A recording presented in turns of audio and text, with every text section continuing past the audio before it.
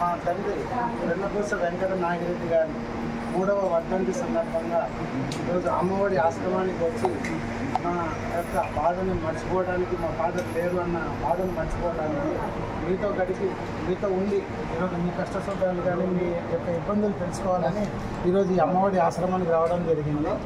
మీకు ఎటువంటి సమస్యలు ఉన్నా, మీకు ఏమైనా ఇబ్బందులు గురవుతున్నా, మీకు ఎటువంటి మెడికల్కి సంబంధించినటువంటి ఏదైనా మీకు ఇబ్బందులు ఉన్నా కూడా మాతో చెప్పి ఈరోజు మా ఆంధ్రప్రదేశ్ రాష్ట్ర అధ్యక్షుడు మెడికల్ ఫీల్డ్కి సంబంధించిన డాక్టర్ నవాజ్ గారు కూడా వచ్చారు ఇక్కడికి.